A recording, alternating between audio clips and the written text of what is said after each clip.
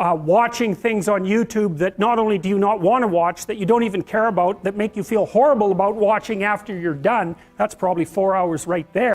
I don't care what you're going to do, but go out there and make something of yourself for God's sake. Be an honest person and work and get to the top of whatever it is that you want to get to the top of. You know, and stand up for yourself like a respectable human being and be a bit of a light on the world instead of a blight. You know? Life is bounded by mortality, but that doesn't mean that you don't get out there and contend, and you develop by contending, and you minimize the net amount of suffering in the world. And that's something, man. That's something to do. So it beats laying in your basement and getting bitter and then doing the terrible things that bitter people do. So you can't ensure that the meaning you experience is self-determined, but you can play your role to the best of your ability. And you expose them voluntarily to things that they are avoiding and are afraid of, you know, that they know they need to overcome in order to meet their goals, their self-defined goals. If you can teach people to stand up in the face of the things they're afraid of, they get stronger. And you don't know what the upper limits to that are. It's like, make a damn schedule and stick to it. Okay, so what's the rule with the schedule? It's not a bloody prison. That's the first thing that people do wrong. They say, well, I don't like to follow a schedule. It's like, well, what kind of schedule are you setting up? Well, I have to do this, then I have to do this, then I have to do this.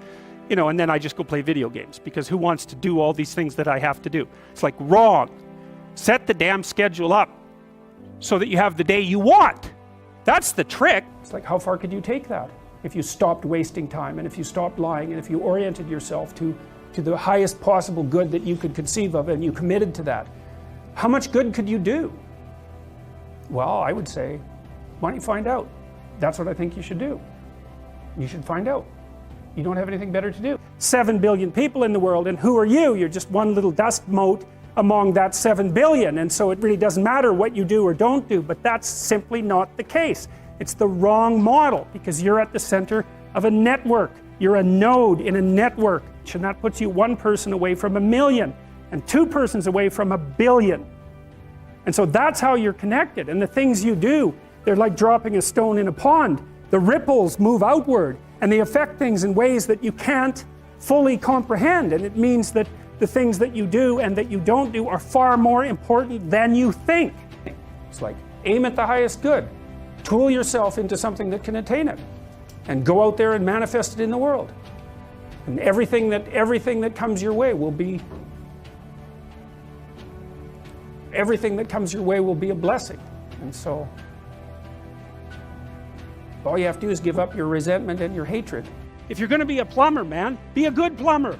Because otherwise all you do is go out there and cause trouble. We don't need people to cause more trouble. We need people to solve problems. We need the best plumbers. We need the best contractors. We need the best carpenters. We need the best lecturers. There has to be a hierarchy of quality. And not only so that we know who the best are and can reward them properly, but so that we can reward them so they keep being the best. It's like, you know, if you have a great educator, if you have a great leader, if you have a great thinker, you want to reward them so they keep thinking and they keep educating so they can tell you something. It's not a reward for their intrinsic being. It's a calculated move on your part to suck everything out of them that's valuable as fast as you can.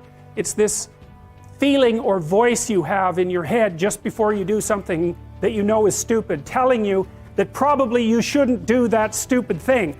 You don't have to listen to it, strangely enough, but you go ahead and do it anyways, and then of course exactly what the conscience told you was going to happen inevitably happens, so that you feel even stupider about it than you would if it happened by accident, because you know, I knew this was going to happen, I got a warning it was going to happen, and I went and did it anyways. And so if your life isn't everything it could be, you could ask yourself, well, what would happen if you just stopped wasting the opportunities that are in front of you?